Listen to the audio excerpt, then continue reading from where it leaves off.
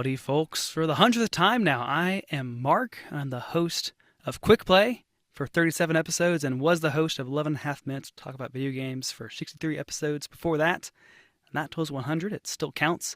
But this is a big discourse. This is a quarterly-ish, which hasn't happened since May, oopsies, but a quarterly-ish gathering to talk about a big old game or a big old topic for however long we want to talk about it.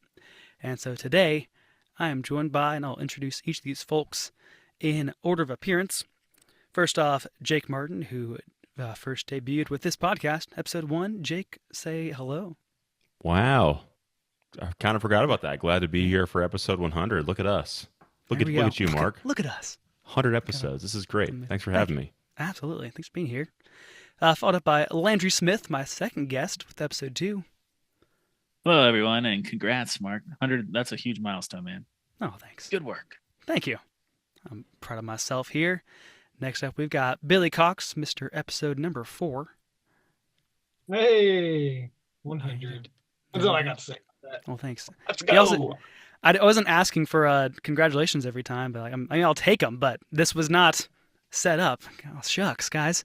Next up, we have Elizabeth Coates Bowen, who has been around since episode number 7.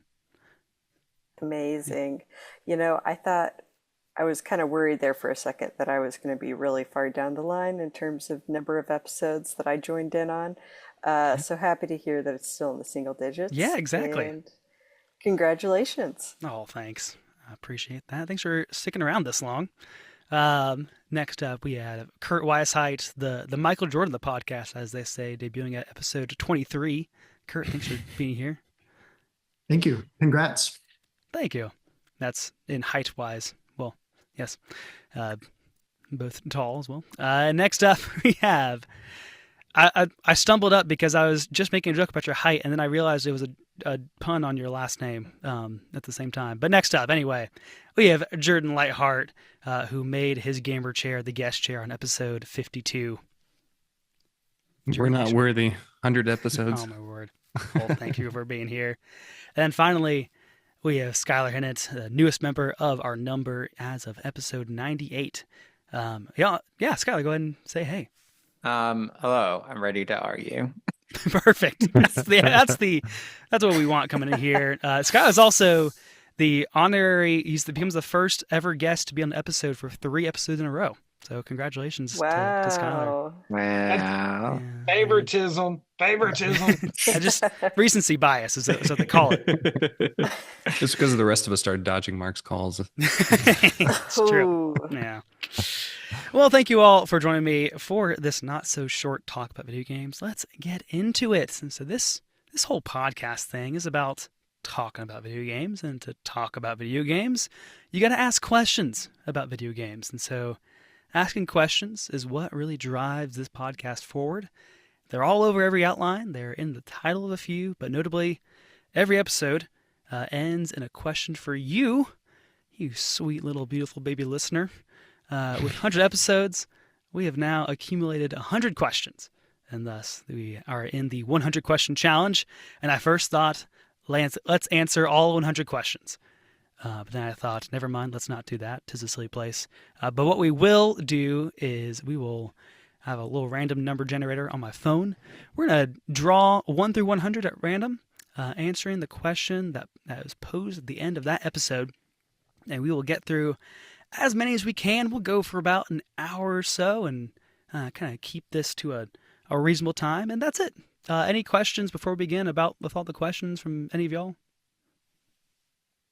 Will you show the random number generator to the screen so we know you're not lying which question you're going to choose? Do that. Yes, of course. Don't lie to us. That's why I have the Zoom background. It doesn't work. This is what YouTube is for. Is this magic trick where suddenly I'm gone. All right, here we go. Gonna press generate. Number 97. Oh, wow, my phone screen is just... Oh, there you go. Oh, nope. Sorry, Zoom. Yeah. Jordan, you just have to trust me on this one. But 97. It's a tall ask. Let's go. That question was, what is your go-to soundtrack on Nintendo Music? Or what do you want to see added? This is Nintendo Music app just came out. Guys, where are you at? Anyone want to start us off? What's your go-to soundtrack?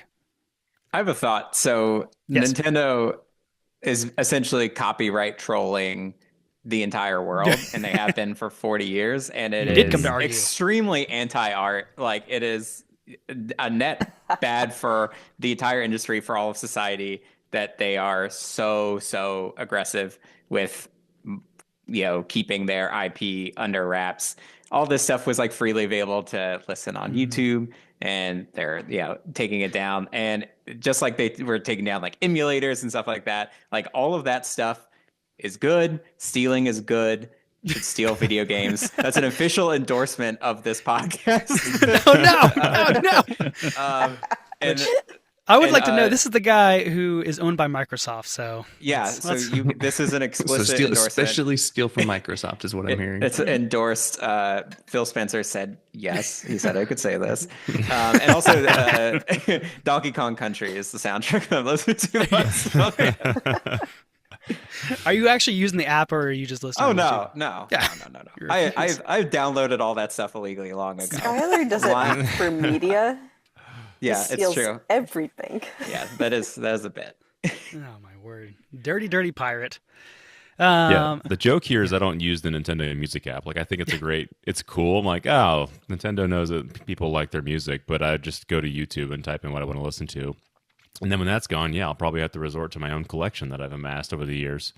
But I would say for me, it's Breath of the Wild, probably out of what's on the app. That's a good one. That's a nice chill one. Yeah, it's like a pretty good app, but like I have like something similar to like a Sonos in my house. It's like a music streamer, and it's not compatible with the Nintendo Music app. So there's like no way I can listen to it in my house. And I have a Bluetooth connection at certain places, but I don't have one in my car either. So I just like confined to like CDs in there. So I have listened to the Nintendo Music app, and I usually go for like Ocarina of Time or Donkey Kong Country, because those 1 and 2, Donkey Kong Country, those 3 soundtracks are just incredible. So good. Any way you can get them it's worthwhile. Nice. Who's next year? What do you got? I mean, if we're crapping on Nintendo, I can. No, I'm kidding. Well, you missed that boat. We were already praising Donkey Kong Country.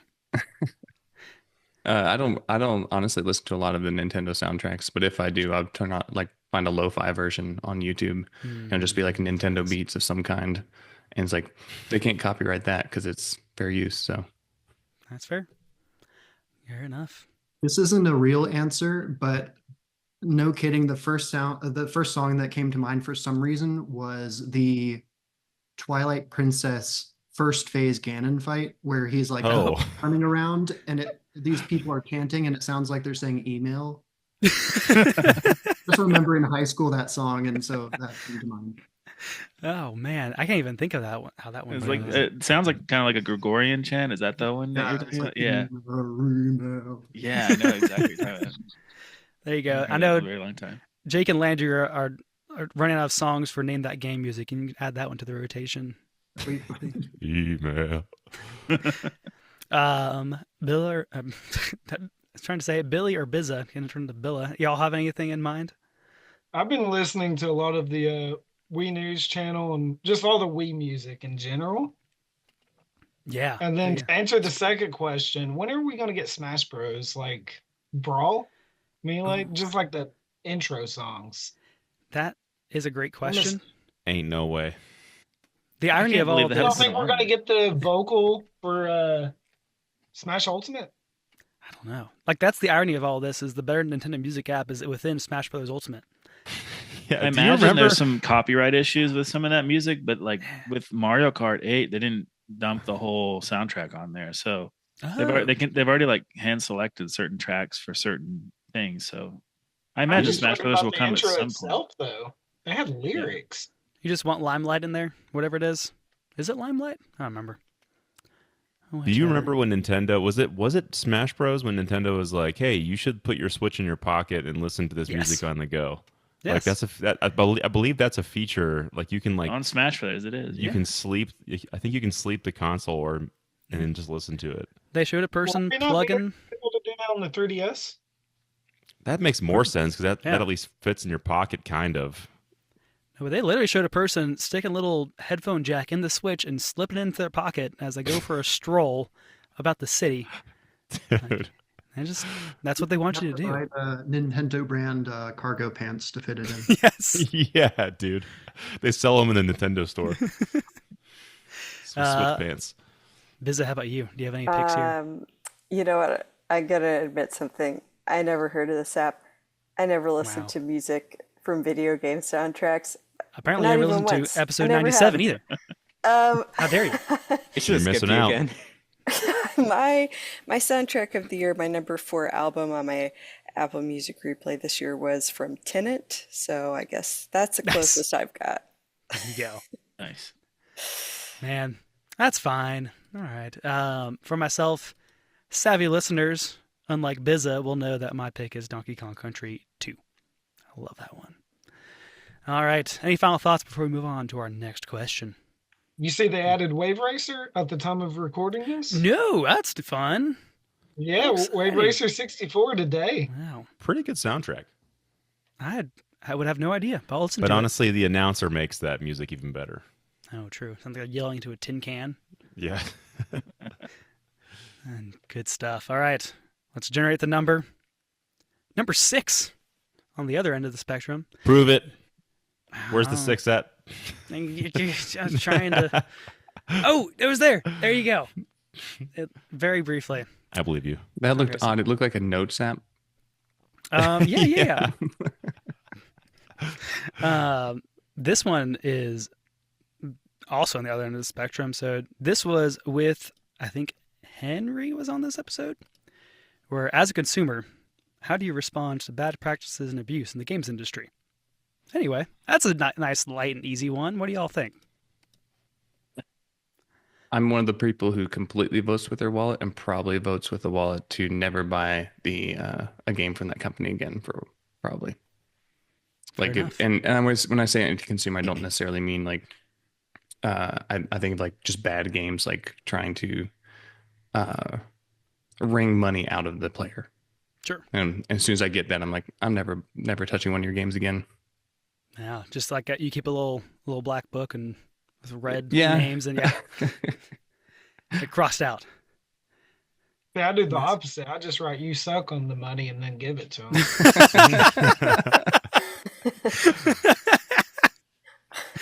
Oh man, yeah. I've struggled to think through of like, I mean, this episode title was called "Voting with Your Wallet." I don't feel like I buy enough new games to really have that much of an impact. So I'm not even sure what to do here. Where it's like, well, I don't like all these microtransactions. I was never going to play those games anyway. And so it's like, yeah, I don't really know what my role is within that when I'm not spending that much money on new games. So I don't know. But yeah, what other thoughts y'all got? I think as someone who like at one point in time basically played every Blizzard game in like Battle.net. I think, at least with the case of Blizzard, I think it just kind of fell apart totally, and all the games got bad around the time that, everything was coming out, and the whole company was falling apart. So I think in that case, it was easy to just walk away because nothing was the same as it used to be. I could see it harder if it's like some parts of the game that are good, but you don't agree with certain practices. So, but in the case of Blizzard, the quality just went downhill so quickly that it was easy to walk away. Yeah, that's a great point. It's harder to like have to reckon with things that are actually like sacrificial to give up, as not much of a sacrifice when the games aren't good. Well, I'll call someone out here. Skylar, you came to argue. What are your thoughts on this? This is, I as we all know, there's no ethical consumption under capitalism, but I do think being like a discerning customer is like, I wouldn't judge someone for not being that, but there's a certain level. It's like, if this thing is made by like an absolute piece of person, like, do I have the moral obligation to not give them money? I will take a load off your mind. Please. For the most part, if you make a video game and people buy it, you don't really get money. Like that's not the people who make the game. They don't really get that money. That's more of there's shadowy suit figures, walking down the Manhattan streets that are, those are the people who are making the money. So if there's like someone, if like there's like a new Phil Fish game, I don't know why that's the guy that I chose. He's not that canceled, but if there's new like who's Quantic Dream, that was like a studio that had like all these crazy allegations come out against them, and all their studio heads were like pieces of, just buying a game is really just signaling like maybe you guys can have a vaguely enough money to make another game at some point. So it's not like something like music. I guess if you listen to something on Spotify, they don't really get paid either. Sure. Nothing. It's probably more important with like indie games, where surely there's some sort of like vague alt-right politics of like a lot of independent games. Like we know that Sphere is out there, so that's probably an arena where you'd probably want to be a little more discerning. Sure, that's a broad spectrum too. Like not every indie developer is far right. But yeah, that was a requirement to be indie to be alt-right. Yeah, exactly. You gotta watch Indie Game the movie. That's the post-credits scene. Everybody's like, they reveal they're alt-right. Oh man. Well, Jordan, here you're a solo dev. Like, what's your take on how do you approach this? How do I approach not like ethical? I guess even from game companies, from the designer side, like hopefully all the money gets to you eventually when you release a game as a solo dev. I don't know where else it would go.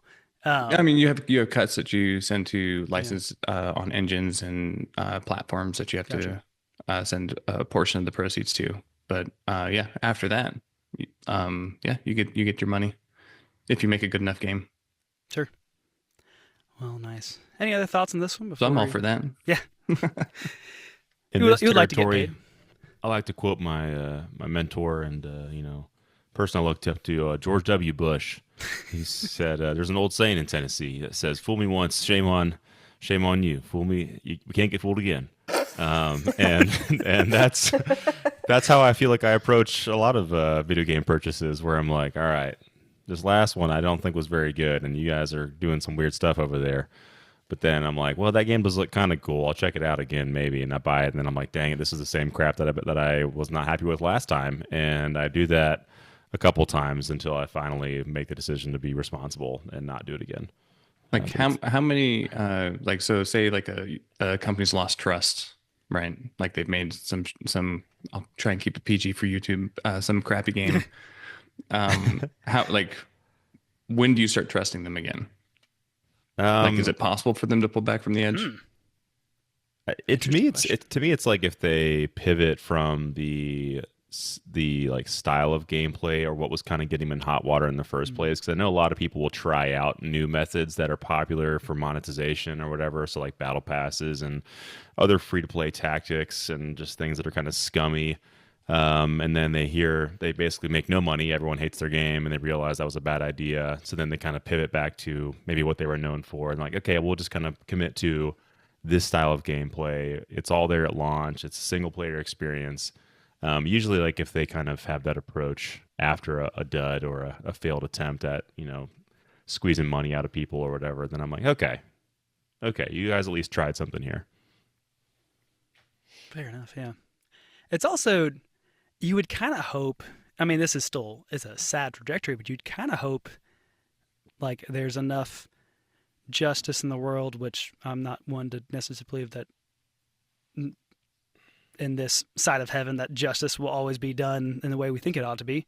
But like in the sense of like Activision Blizzard, where like the bad practices lead to bad games, which makes it easier to ignore them.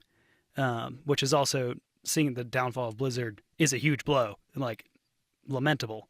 But I think there's hopefully a trajectory where it's like what is done poorly leads to a poor product, which has consequences. And that's the way it conceivably should work. It doesn't always work out that way. And sometimes people at the top still get money anyway. And it's only people on the bottom that get hurt. Bobby Kotick. I wasn't going to call him out, but yeah, we can. Just throwing shots. All right. That can be your title. Podcast calls out Bobby Kotick. How dare we? Visit what you got.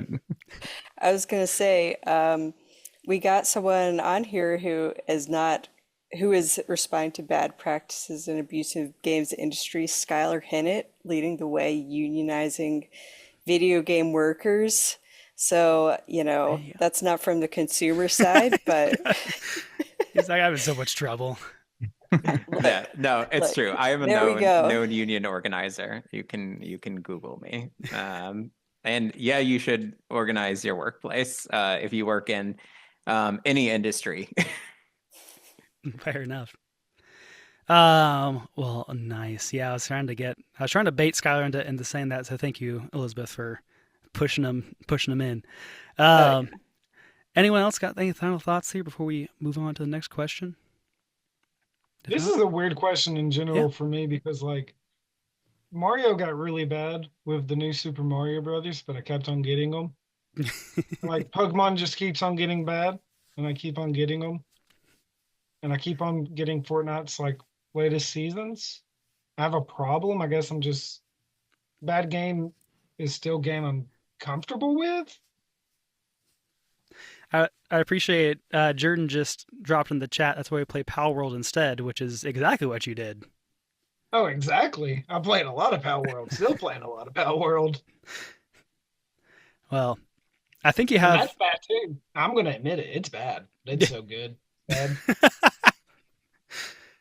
I think you need to have a breakup with a few loves of your life in here, but not Mario. Mario's great.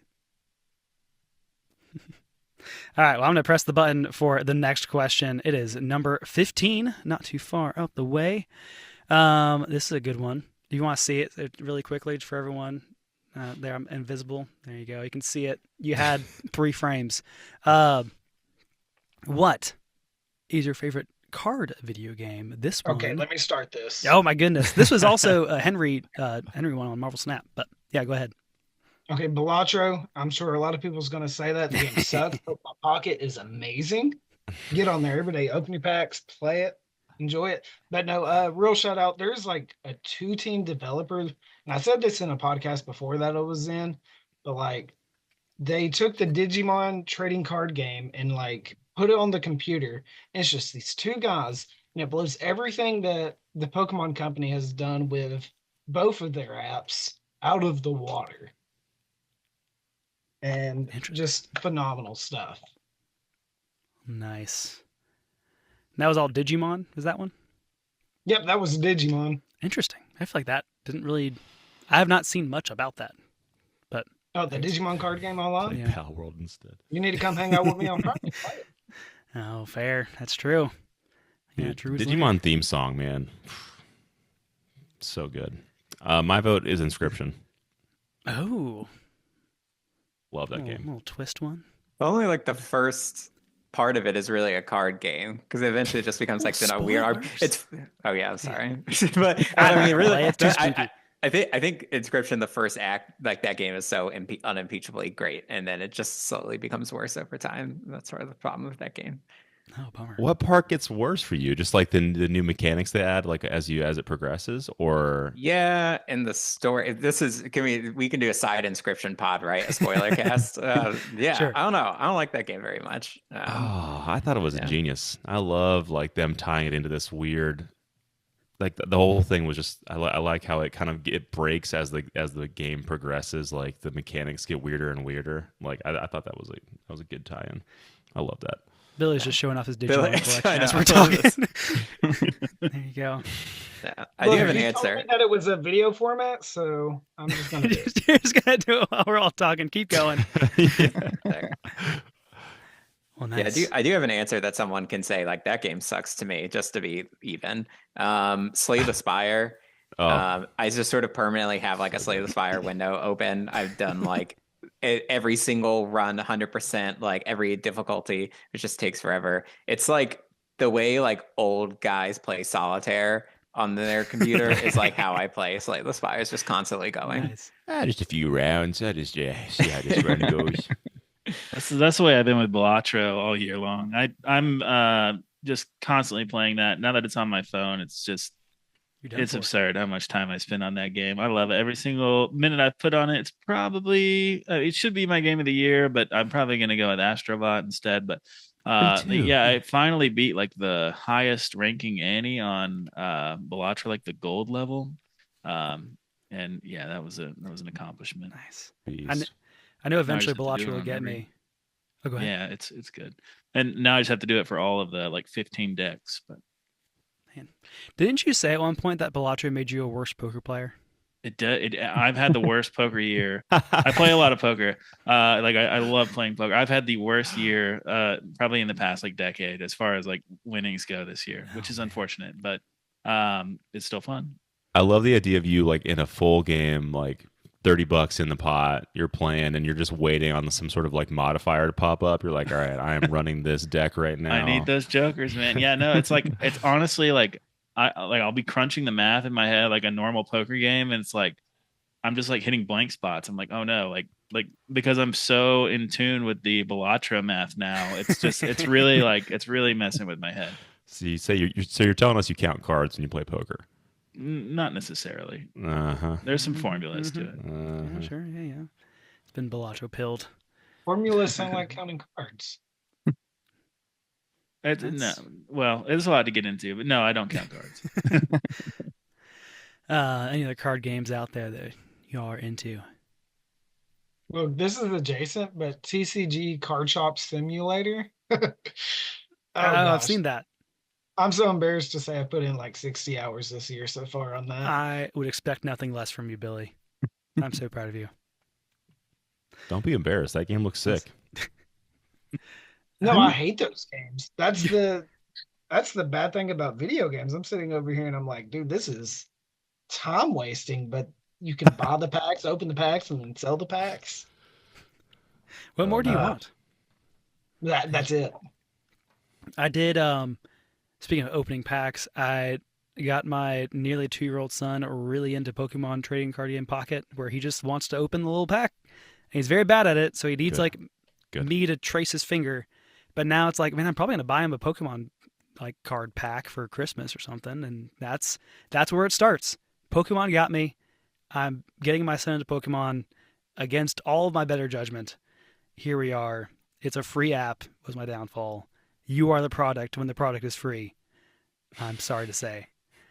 I almost did get into Marvel Snap again. That's what this whole episode was about, was getting the Marvel Snap. I played that game for like 6 months straight, like every night. The only thing that stopped me was Tears of the Kingdom came out, and I stayed up too late playing Tears of the Kingdom. So it was like by the time I stopped, I like had to go to bed and couldn't spend half an hour playing Marvel Snap, and I just haven't really picked it up since. But any final thoughts on card games before we press the button once more?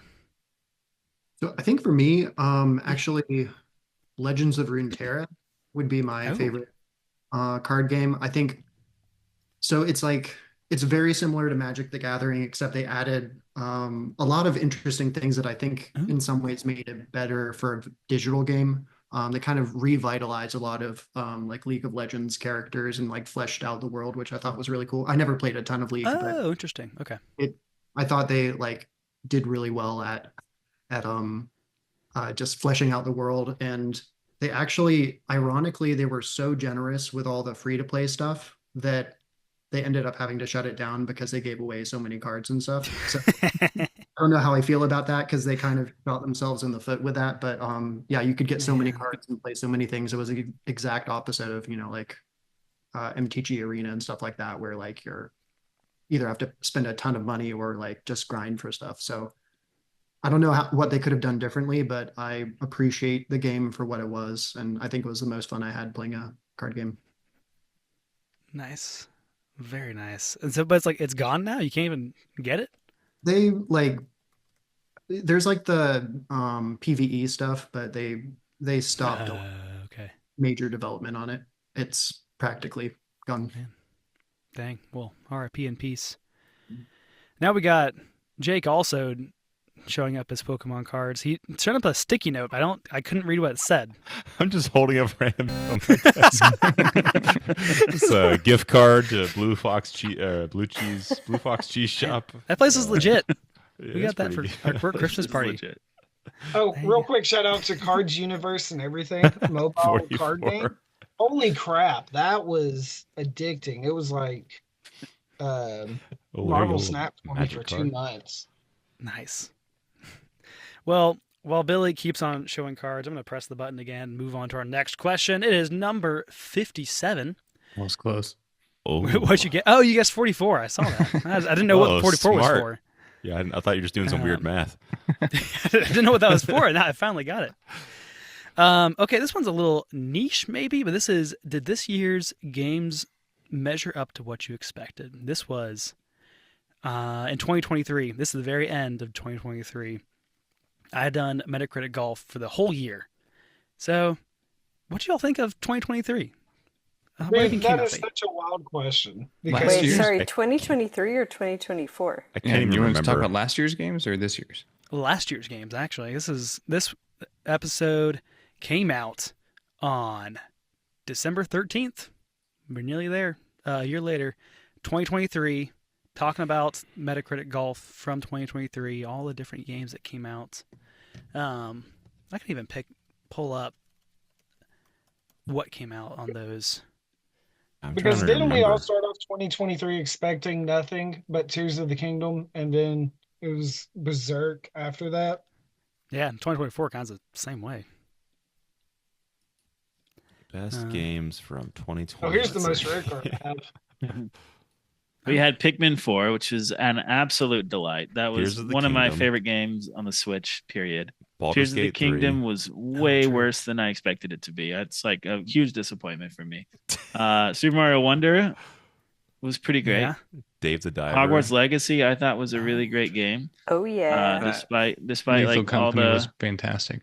Armored Core 6. Crazy stuff that game going on around is so good. Armored Core 6 nice. rules. Yeah. Pizza Tower. Yeah, Chance of Sonar is really cool. Oh, man, I love that one. Yes. That one's really nice. All right, I'll say this. 2023 was a much better year than 2024. Wow. Yes. Yeah. Yeah, that's fair. Yeah, easy. That's Spider-Man 2. I don't even think that was close. Let's see. What's Void good Stranger is cool. I don't know that one. Man, that was a game that came out in 2023 that I just played recently and loved, and now I can't even remember what it was. Elden Ring was 2022, right? Is Elden Ring 2022? Yeah, it was 22. Okay. DLC? DLC was this year. 24. That's right. Yeah. A little game called Starfield came out, which we all loved. We all liked. Everyone here, we all agreed. We all agreed. You like it. Consensus of this podcast. Did you QA test it?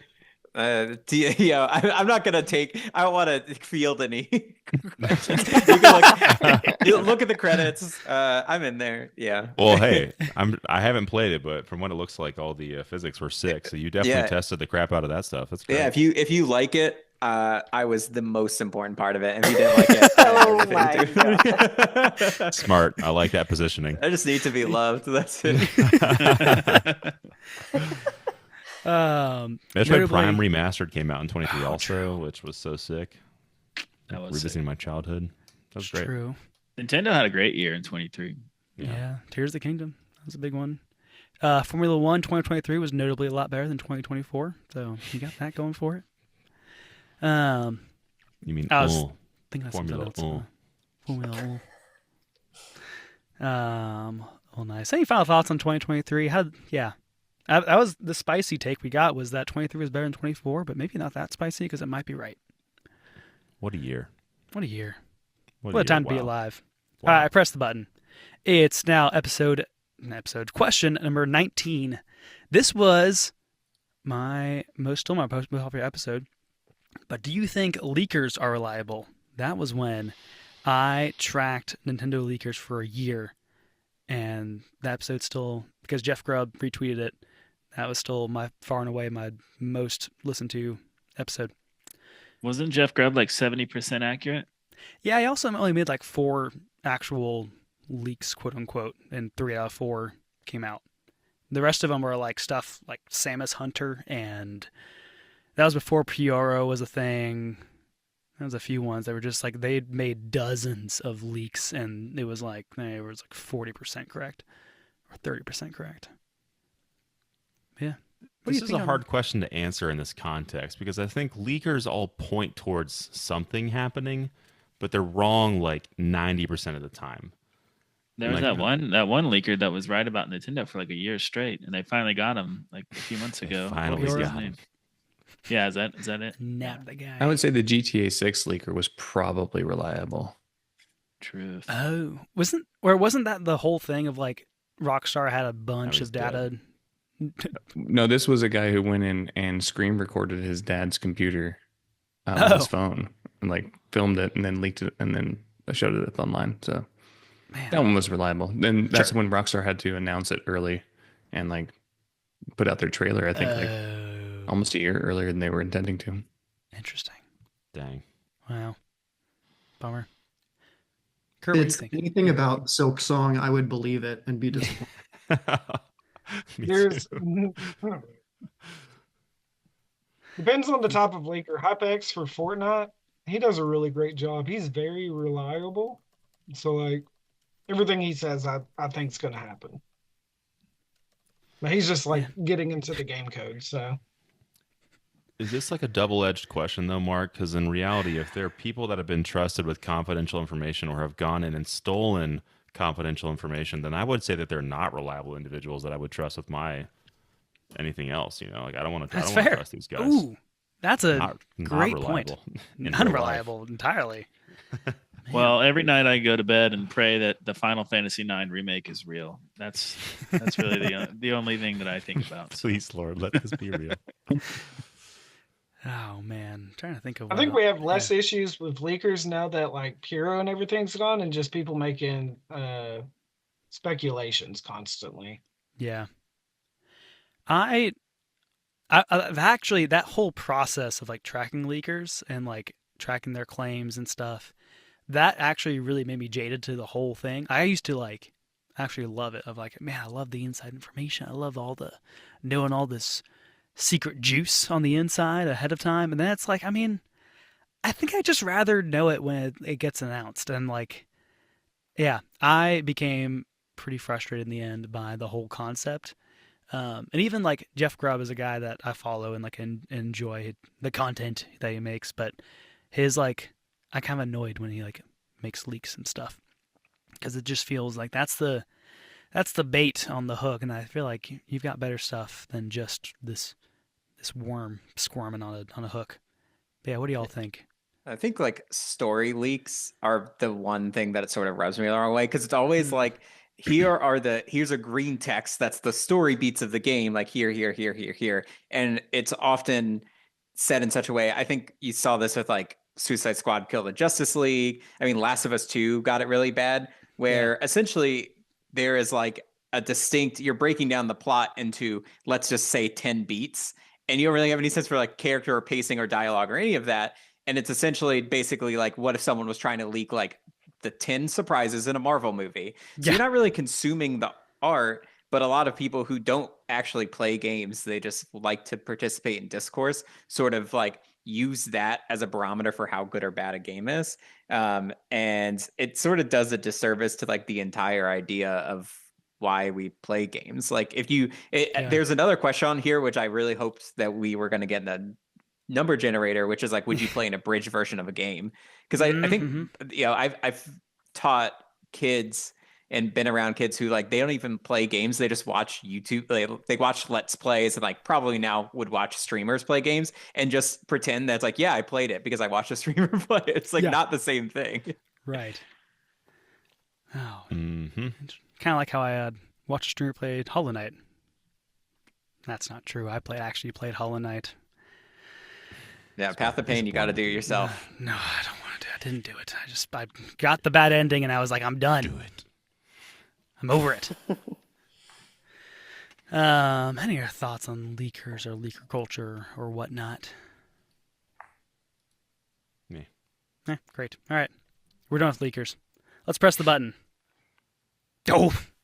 It's number 76. Abridged game is number 75. We're so close. Here's the thing.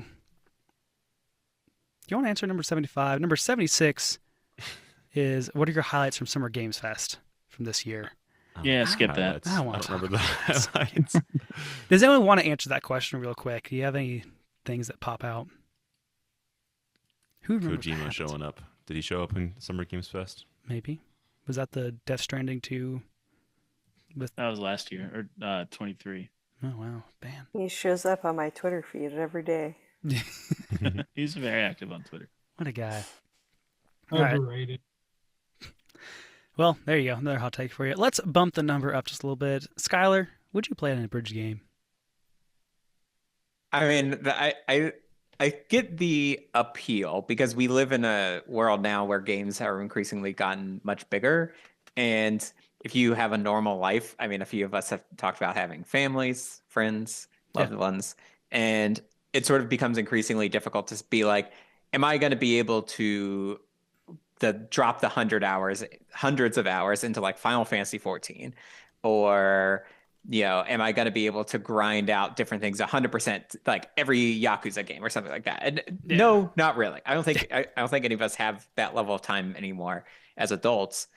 But like not playing something, not being able to play something, not being able to make time to play something is like as important as playing it. like that's what forms taste. That's what forms like art and canon, is being able to do different things. If you did everything, you wouldn't be able to form like your taste, or I think the idea of wanting to consume everything just for the sake of it in like and this coming from someone who listens to podcasts at 2 times speed, so I'm a psycho. But there's limits. There's limits to that. I don't even know what an abridged game would look like. Are you just watching the cutscenes?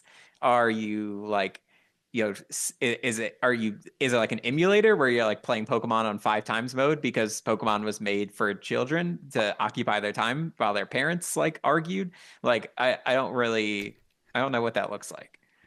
Well, I think it would depend on the game too. Like, so I wouldn't want to play an abridged story game like a BioShock or Half-Life or Outer Wilds or something like that. Sure.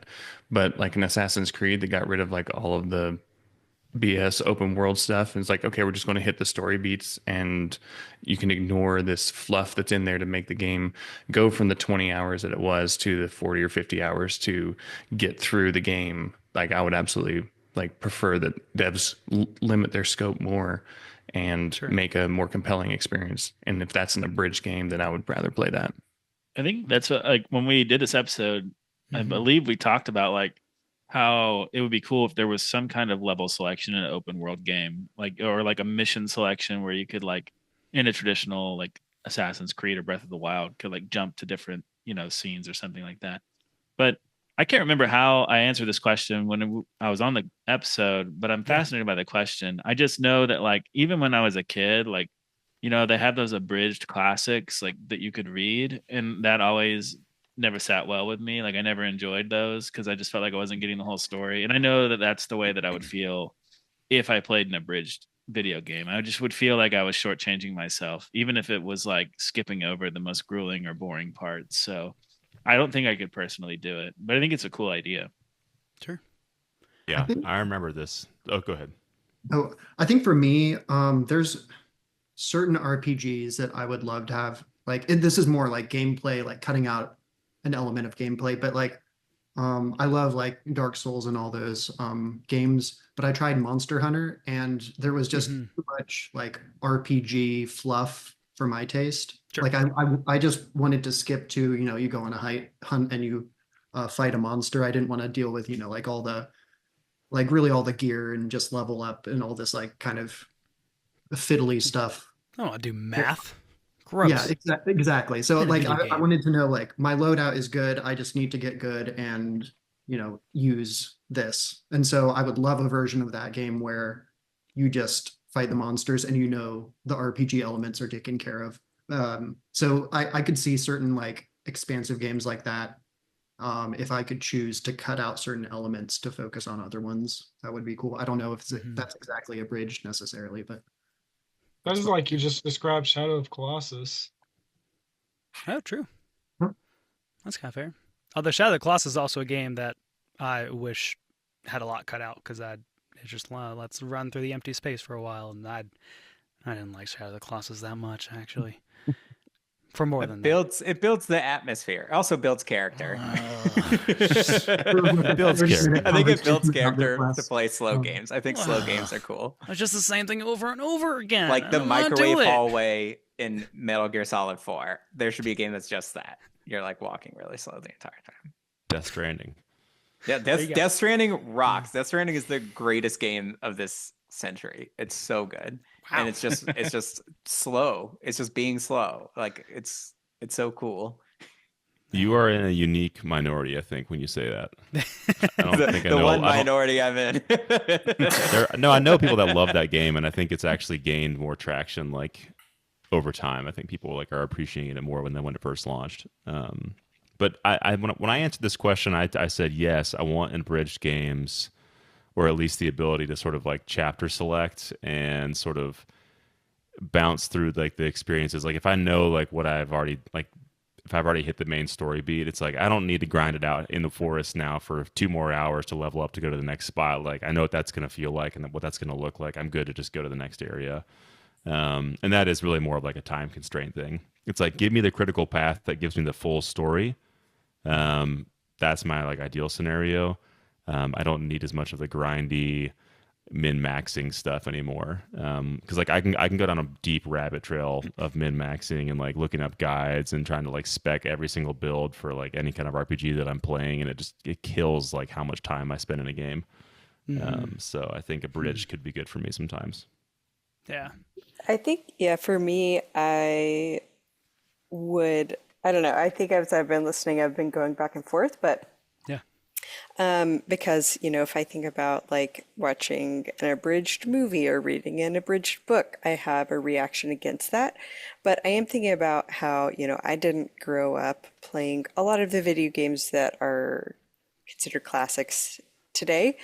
And there are a couple that I've tried to go back to. And I think that there's just been so much development in terms of what gameplay is like, what graphics are like, that it can be really hard to try to go back to something that was just state of the art and so captivating in like, I don't know, 2005 or something like that.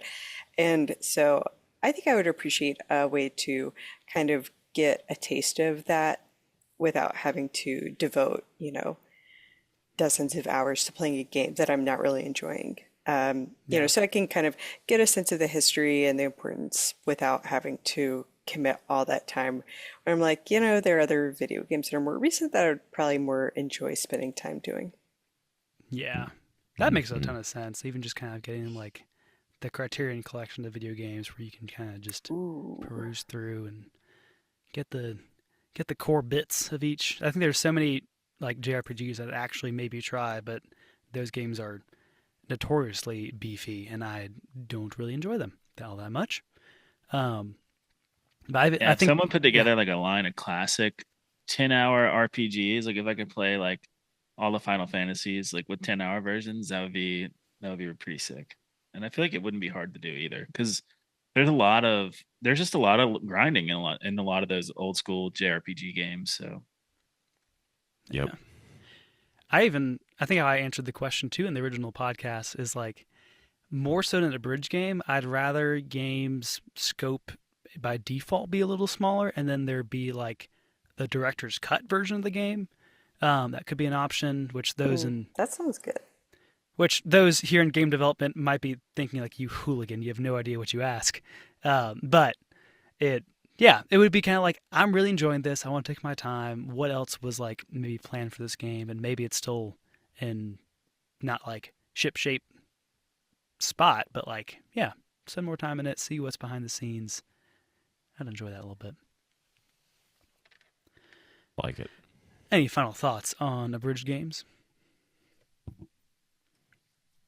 Well, Death Stranding was the bridge game, so going up to 79.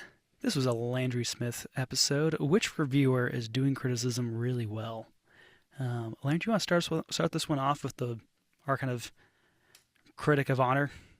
Yeah, I think the one that I pointed to was Gene Park. I really enjoy his writing and a lot of his commentary on podcasts and everything else. And I think he just looks at video games in an interesting way.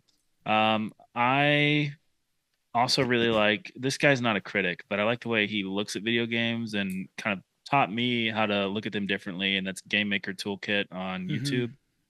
Just because he approaches it from a game design perspective, even though he's not really a game designer, but it just that opened up a new kind of language for me to talk about games. I think focusing on like mechanics and dynamics and aesthetics and that kind of stuff.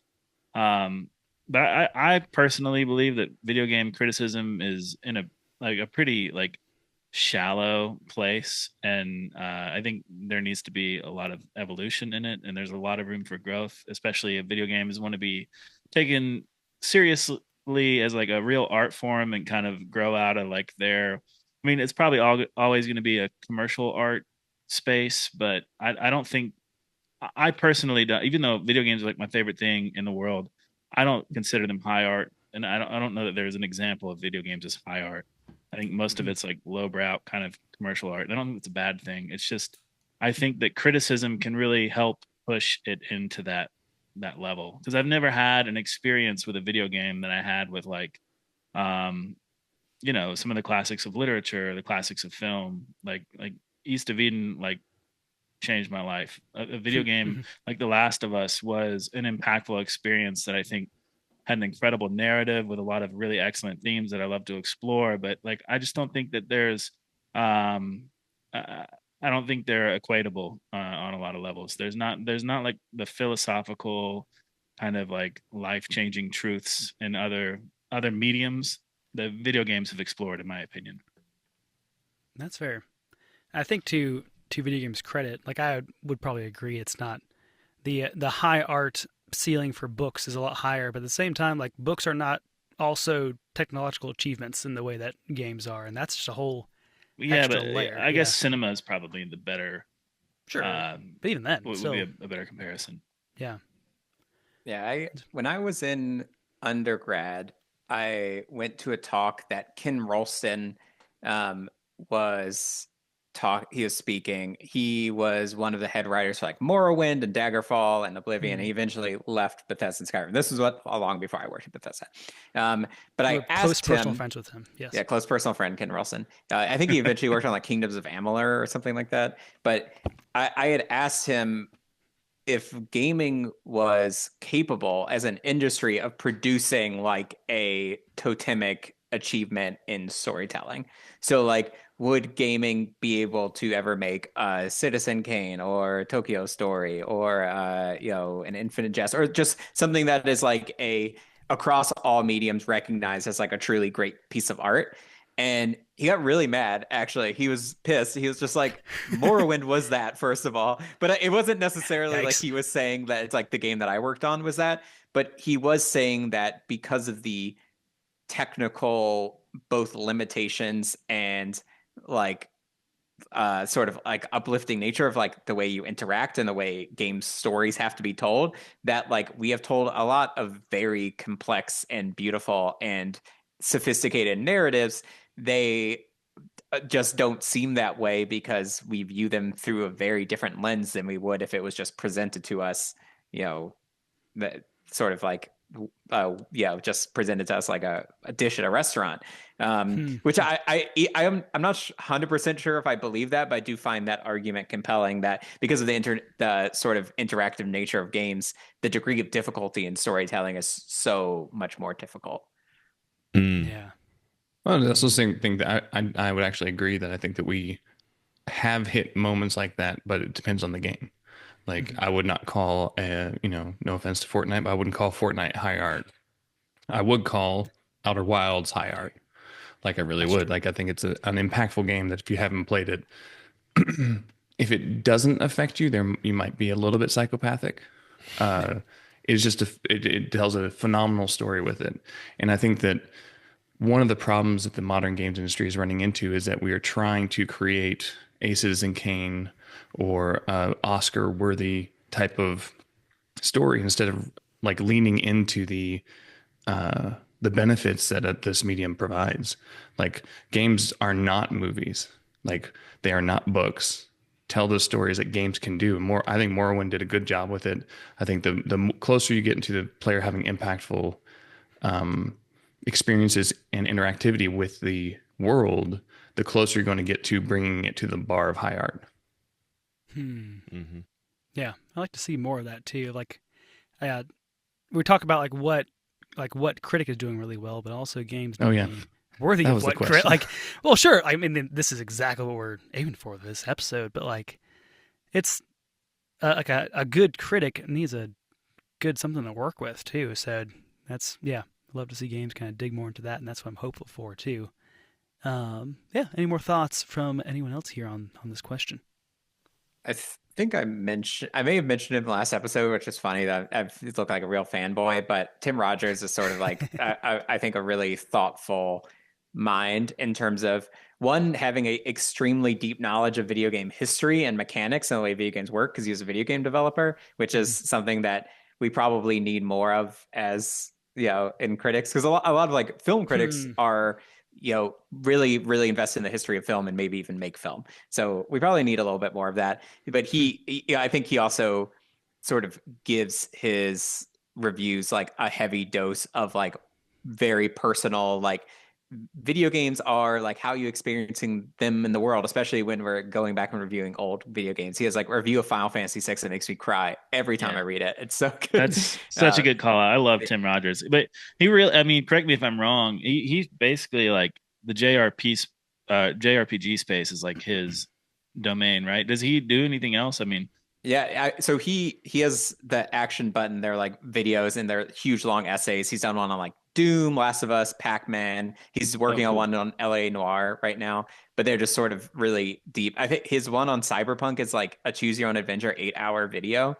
So definitely like highly recommend that to anyone if you're like at all vaguely interested in video games. I love his stuff on Dragon Quest. I'll check that out. This is a random one, and I actually don't have like an editor top of mind, but I did love this feature article that was written by Chris Plant over at Polygon, and it was about I have it pulled up here: 2 ways to save a video game industry on fire. And this is right after I think Concord had launched and then collapsed essentially. And so he went in, he like was breaking down like all these symptoms, and I feel like everything he was saying were things that I had like in my mind, but he like voiced them so adequately, and I think addressed like the main issues super well, that I really appreciated that piece. And I think he's the co-founder of Polygon. If I looked at his bio really quick, he co-founded Polygon in 2012. So I don't know. I just thought that was a great piece. I started listening to the Besties podcast. I think Chris Plant is on that one. All the voices sound the same to me on that one, but yeah, he's one of the guys there. I've enjoyed that podcast. That was a good article too. This was also right at the time I started doing shorts on YouTube as clips for each episode, and one of the commenters here, that like the question posed in the short was like who's the episode title was who is the Roger Ebert of video game criticism. And one comment said Donkey, and I thought that's actually a brilliant pick. I can't argue. That's a great one. Donkey's awesome. He has great criticism when he doesn't. Doesn't do what? When he does like actually like do like a serious when he video. Actually, reviews the game. I do love when his episodes kind of like suddenly flip into like, oh, he's actually saying really insightful stuff that's just out of nowhere. Anyone else got thoughts on stuff? What are you talking about? What was that? I missed that. Sorry. He's always saying insightful stuff. What are you talking about? Oh, it's true. Just too hot bar. Gotta rewatch. You have to have an IQ of 120 to be able to understand Donkey. That's true, yeah. That's high art. That's what we're talking about here. Any final thoughts on criticism? I think one of the problems that you're going to run into with criticism, critics, is how most of them make their money is they're generally YouTubers, right? And so they're looking to be like this high energy clickbait, rage bait kind of thing. And so like if this is the way they're going to get paid, they're going to have knee-jerk reactions, or as a lot of influencers are, they're paid by the companies in order to promote the thing, like getting the key early so they can get this information out. And it's like once you kind of can break the, we'll call it incestuous relationship with critics and companies, you'll probably have better critics. And it's hard too, because like nuance is not sexy, and it's not as clickbaity. But that's why my tweets get only 1 like. Well, nice. Any final thoughts here? I'm pressing the button. Probably got time for one more, maybe 2, depending on the question. We're at number 19. Going back up. Oh, I had 19. That was leakers. Let's start again. 48. It was. What is your favorite cheat code?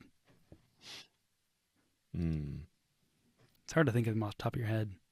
Anything in like GTA that like gave me like a sick vehicle that I could just immediately fly around in, that was always a fun time. I would just spawn in like a giant attack helicopter or something like that and just wreak havoc everywhere. That was pretty fun. Nice. Big Daddy in Age of Empires 2. Is that the one that gave you the the Mustang with the rocket? Yeah, with the rocket launcher. Yes, that is exactly what I was thinking of as well. Nice. This was an episode with Matt, and I think he mentioned both of those too. Yeah. I don't think I ever played NBA Jam or NFL Blitz without Big Head mode on as a kid. Me and my brother would put that in every single time. Oh, good one. Oh, this is a deep cut, but and I don't even know if it's a cheat code, but the Lord of the Rings Return of the King game for Game Boy Advance, there was like a certain secret way that you could start playing as Smeagol as one of the characters, and it was so cool. So isn't that like a Diablo clone? Yeah, basically. Dude, that game is amazing. Yeah, it's really good. But like there were a couple of like completely secret characters that you had to like do weird stuff to unlock. But I remember being so fascinated by all of a sudden, like, you know, you'd play for 100 hours and then all of a sudden you could play as Smeagol secretly. Man, this is like how you can unlock like the Sonic worst character to play as. Oh, he was so bad. In order to defeat the goblins, you had to like hit them and then run away each time. Where like, what's his weapon? Like is this where the Gollum game came from? Yeah. Exactly. Yeah, he had to prove it. So he wasn't a good character. It was more novelty than anything else. Just the secret hard mode for Return of the King Game Boy Advance. Yeah. Any final cheat codes, or we got time for one more? I remember being like 8 years old and like GTA 2, being at a friend's house at like 4 o'clock in the morning, and all the cheat codes is just curse words. And we felt so high bar, we were like, look at us, put this in. Nice. Shout out to Gauntlet Legends on the 64 or any of those versions. You could put in Invuln, and that one I used a lot because I wasn't good at the game yet, and my brother was way better than me, and I kept on dying. So he's like, just type in this passcode so we can survive longer. Okay. Fine. Well, nice. Let's hit the button. Number 77 is a nice one. This was when I talked about my backlog of games. But what's that one game that you keep on meaning to get back to? Like, I swear, I've started it. I'll finish it eventually. What's that game for you? Metal Gear Solid for me. I've never played a Metal Gear Solid game, and I've tried to play the first one probably 5 or 6 times. I can never get past the first mission, or I'm like, nah, it's just too archaic. Mm-hmm. And it's another one of those like nerdy tendencies I have. Like, I refuse to play like 5 first. I want to play it in order from the ground up, and I just can't bring myself to do it. It's a good pick. Anyone else here? For me, it's XCOM 2. I like bought it on a sale and then played it for like 15 minutes and forgot about it. Nice. I feel like that would be one up your alley. I think you'd usually like those tactic stuff. I know I'd love it. I just only think of it when I think of when I should play it and not when I have time to play it. Fair. Someone mentioned Outer Wilds before. Oh, yes. And I was so bad at it that I quit, and I need to go back to it and keep playing. I really liked how lonely the world felt, but Yeah, I don't know. I'm not a great technical player, so it was tough. Also, Elden Ring, I still haven't finished. Really like that game. And Baldur's Gate 3. A lot of the games I've been playing in the past couple years I haven't actually finished. Oh, fair enough. Yeah, you should finish Outer Wilds. It's a great one. I realized, because I was on Backlog Breakdown talking about Outer Wilds, I realized it's actually a perseverance game, kind of like Dark Souls would be, but it's perseverance of your own curiosity. So it's like you really have to like push forward and want to keep going. And yeah, the first third of it requires a lot of fortitude to get through, and then after that, like suddenly something happens and it hooks you, and you're just like, I have to keep on figuring this out. Yes, and it's different for everybody. It's rules upon rules. Just everything's teaching you rules, and follow the rules, and there you go. And it's also, I had a thought there about the end of it. I don't know. Oh, whatever. Outer Wilds, great game. Any other thoughts on anyone else getting a game they've shelved? Is every single person on Earth, I feel like, secretly thinks Final Fantasy 14, like one day they're going to do it? Because as someone who is a JRPG obsessed, like I played every Dragon Quest, I played every mainline like Final Fantasy, like I do like them a lot. The idea of going back into an MMO Final Fantasy and doing like daily quests, logging in every day, doing all these DLCs, like getting engaged, like you have to play with other people, you have to do all these raids. Like every single time I've tried to really, really get back into it, I've just realized it's just like not conducive to my life. And I played Final Fantasy 11 at launch on the PS2, and my brother met his first boyfriend in the chat rooms of the Final Fantasy 2, Final Fantasy 11 PS2, which had the chat room feature. Hopefully he does not see this because he's going to be very mad. Gotcha. That's a good one. I'm terrified of Final Fantasy 14 because I know it would just like suck my life away if I ever got into it. So maybe when I'm like retired, but it'll probably be Final Fantasy 21 by then. This is shameful, but I feel like this is a game that I've like evaded multiple times, and I've gotten so close to beating it a couple times. But A Link to the Past, I have never actually finished that entire game. I'll like get halfway through and be like, I'll finish this eventually. Like I'm having fun, but I just never stuck it out, and I just never had the care or like enough, I don't know, attention to like go back and do it. No, I feel that. I've never actually finished it, and I think my save state on Switch Online is like I've done 7 of 8 dungeons, and I'm like in the middle of something, and whenever I go in to try to, like, I just get lost immediately, and I just need to die and restart and go from the beginning of whatever dungeon I'm trying to do. But no, I feel it. You guys just need to phone a friend if you get stuck. I can probably tell you how to get through whatever you get just by like a simple description. Landry is the Nintendo hotline. It's like, what are you seeing right now? He's like flipping through a book. Nice. I think mine is Kentucky Route Zero. I actually played this on my phone through Netflix, and then this was like a early Emmett was born, getting him down to sleep, kind of tapping away on Kentucky Route Zero. I'm probably like 2/3 way through it, and then we canceled Netflix, and I don't have access to it. But I feel like eventually I'll just have to try to resubscribe and get back into it because I enjoyed the vibe. I'm curious.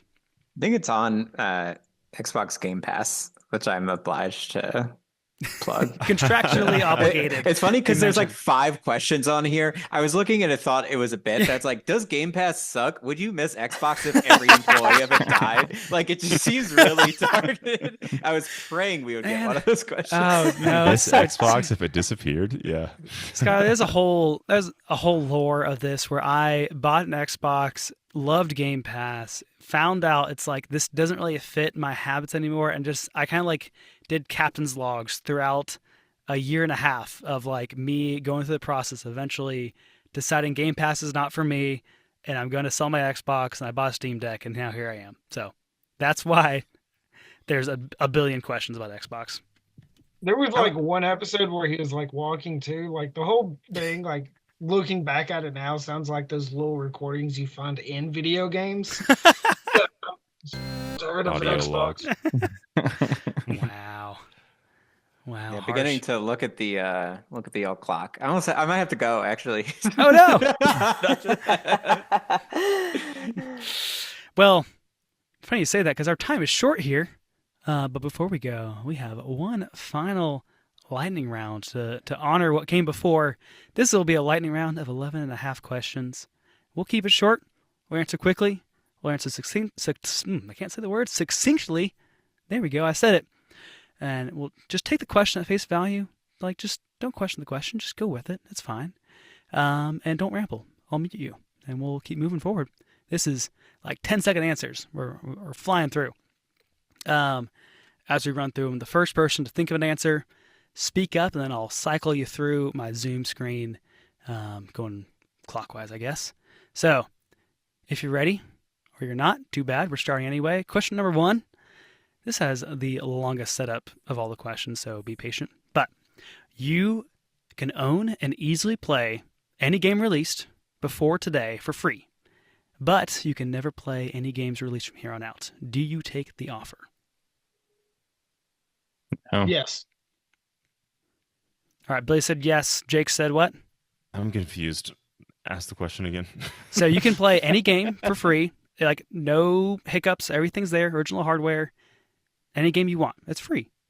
But you can never play any new game released from here on out. No. Kurt, how about you?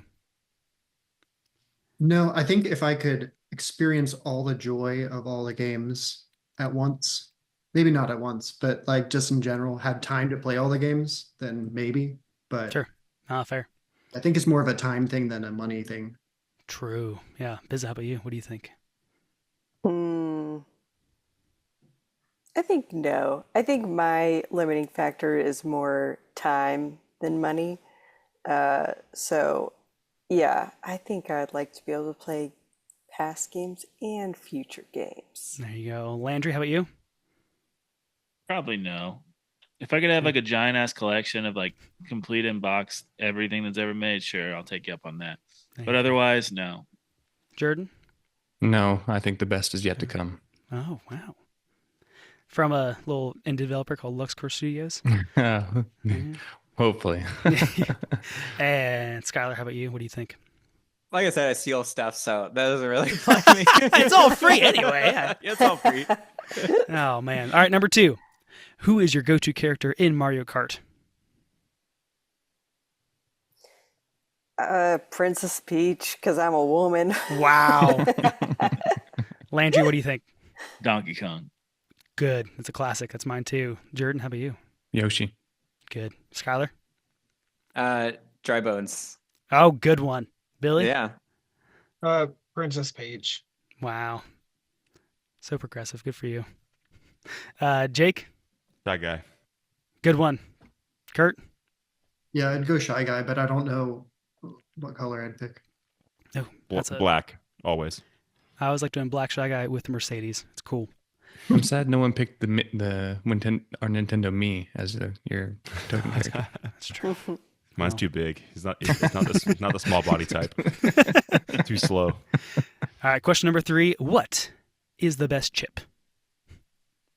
Sun chip. Which chip? The sun chip. Oh, good one. Kurt, what chip is the best chip? Sorry, I was still on video games. I was so confused. What's the best chip? That's a simple question. Barbecue something. Nice. Bizza? One of the original Lays, like super thin and flaky. Wow. Okay. Landry? Poker chip. I like the twist, the zag. I like a good baked ruffle, sour cream and cheese. Jordan? Spicy nacho Dorito. Ooh, nice. That's a gamer food. That's a good one. Skylar?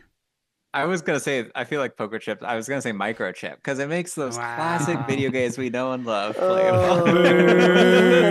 Shut up. Classic video games.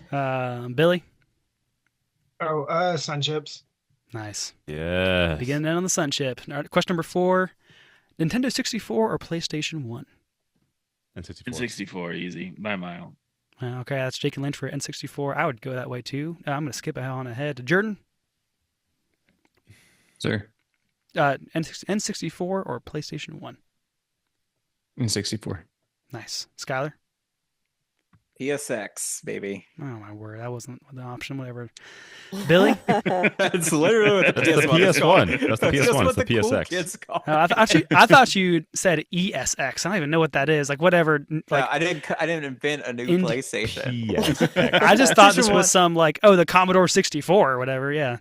Yeah, boot up a nice emulator and check out some of those PS1 like Japan only games. Sometimes there's a lot of good stuff there. Legend of Dragoon. Yeah, whatever. Billy, what do you think? N64. Good. This is a holy one. Kurt? Yeah, I'd have to go with N64. Nice. Bizza, how about you? I don't know if I played either. That's fine. Okay, that's fine. Question number 5. Would you rather, in real life, be able to sprint indefinitely or double jump? Double jump. Billy says double jump. Jake, how about you? Sprint indefinitely, I think. Runner. Kurt? I think it'd be great for negating like fall damage, like you fall off a Yeah, that's a galaxy brain take. Smart man. How about you? I think infinite running would have more practical uses. I know, but double jumping is so cool. Yeah, that's true. It's true. I don't need to be getting up to high places. Like a complete goof. Like how like why am I getting on top of things? Like what am I climbing? Why not? I gotta be places you could climb anything quickly, with double jump. and I can sprint forever.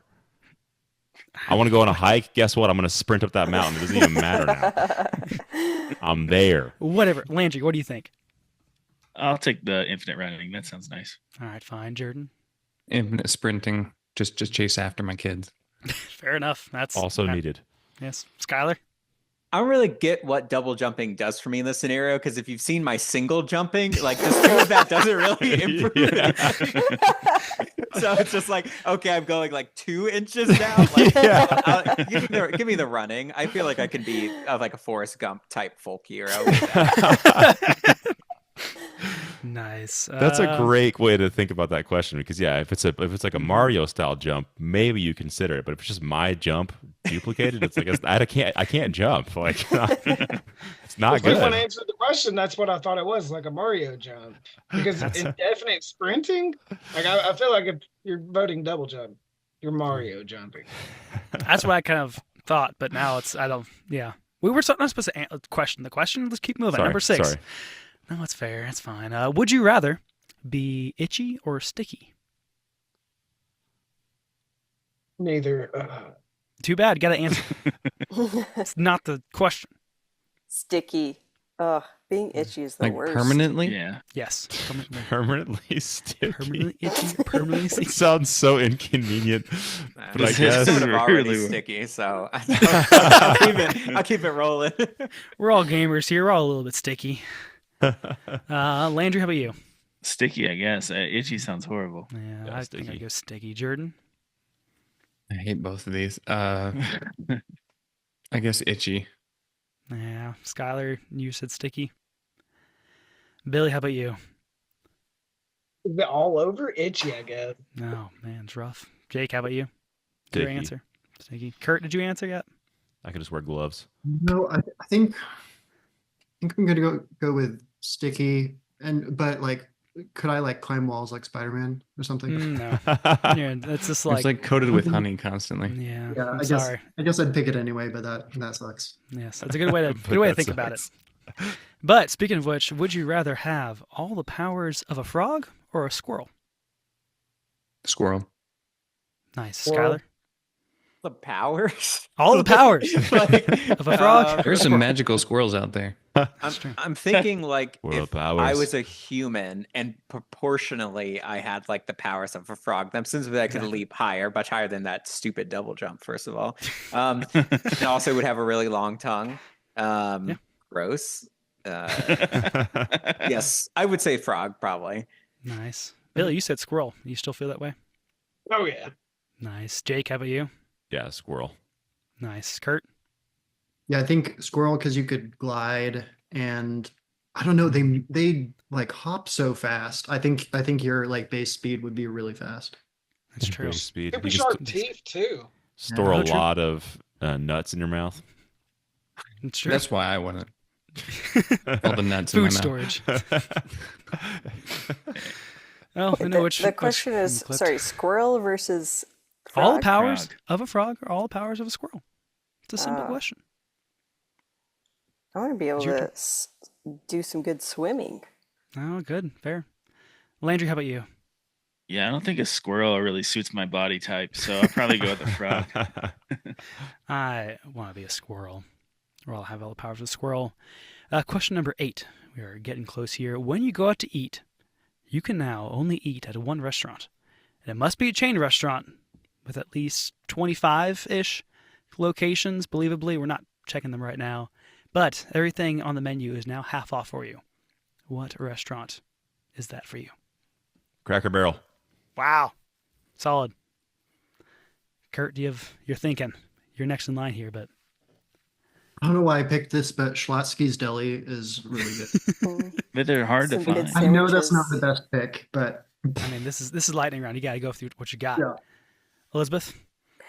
Oh, my instinct would be Tate. It's a bakery that's in Boston, D.C. They got them all over here, Okay, and I guess. got one on my commute to work, and that would be great. All right, fair enough. Landry, how about you? There's a chain restaurant in Texas. I eat a lot of like Tex-Mex, so it's called Don Pablo's. I'd probably go with that. Nice. I'd go for a nice little Chipotle. Mm. Yeah. Jordan, how about you? I won't get bad on Chick-fil-A. Of course. It's a good one. Skylar? I feel like the one problem in this question is like, if I pick it, do I automatically have one close to me? Because that's also because I I You would think don't say- get many chains in D.C. Oh, Yeah. tricky.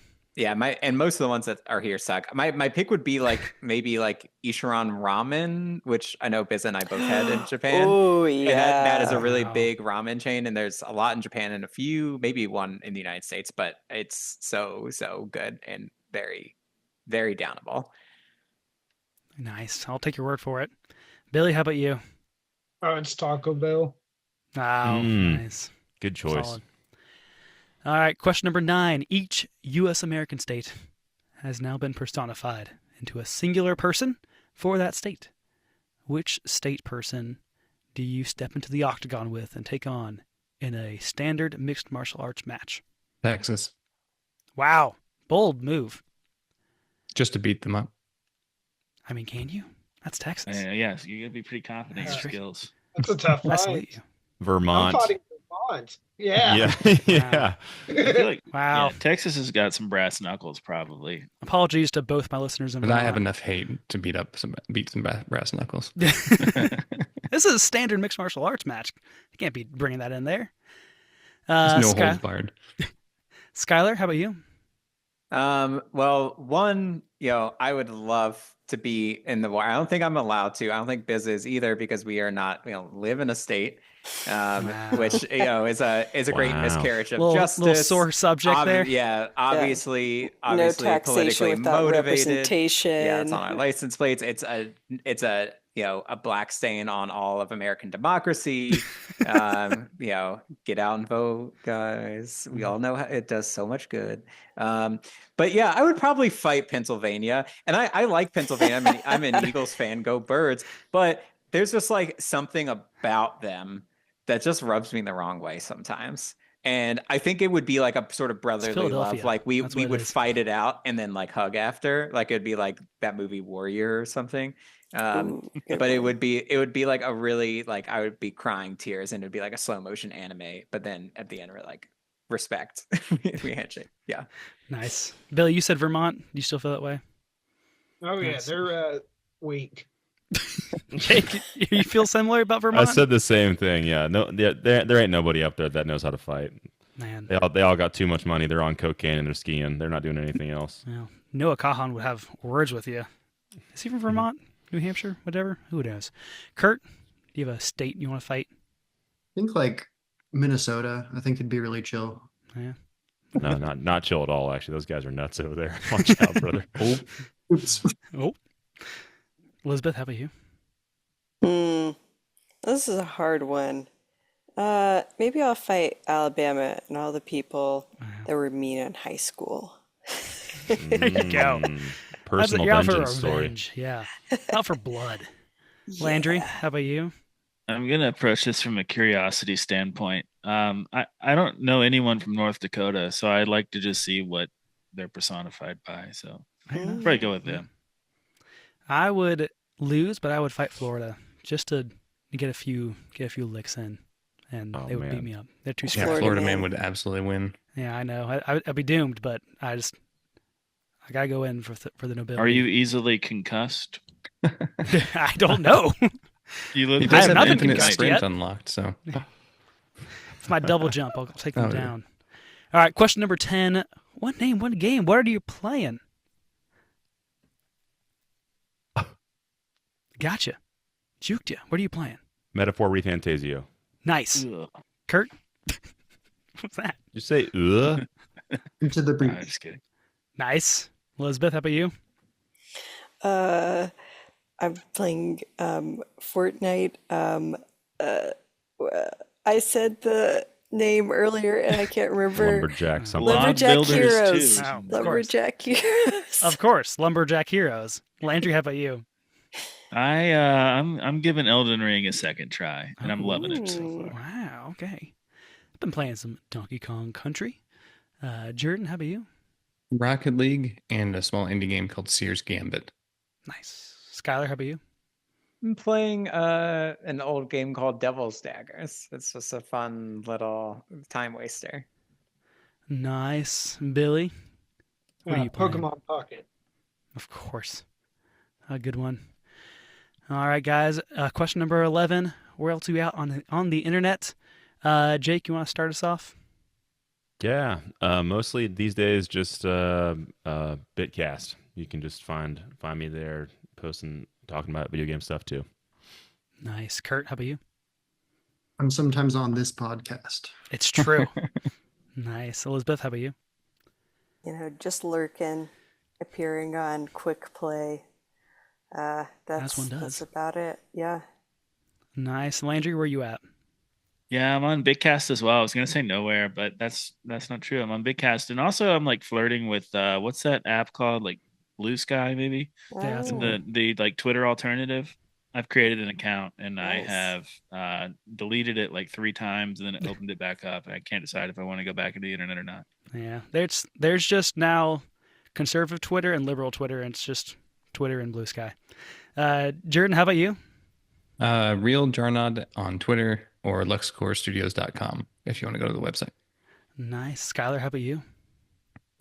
In the credits for notable great game that just came out, Indiana Jones and the Great Circle. Oh, wow. Listen, you got just some great graphics. Obviously, development by the impeccable developers at Machine Games. My dear friends, music, Gordy Hobb. The soundtrack is really great. I actually got the collector's edition that comes with a globe, and you have to like get a puzzle to get inside of it. Wow. I love that. Oh. Yeah, Cool. it's pretty neat. It's a cool game. Reviews have been good, so don't take my word for it. I'm excited about that. Yeah, it's cool. It's fun. Very nice. Well, I'll get with you later on where to send that check. So thank you. Billy, where else are you out on the internet? I'm Nolis Guy everywhere. It's true. NOLISGVI. It's true. And all this stuff will be down below in the description, probably except for the credits of Indiana Jones and the Great Circle. That will destroy the character account. But, of course, our 11th and a half question. It's a simple question. Yes or no? Yes. No. Me. Yes.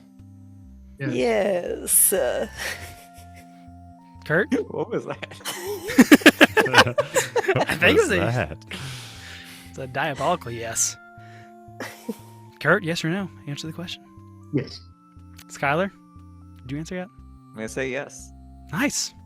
Good stuff. Well, that's our lightning round there. And thank you all for joining me, but for real.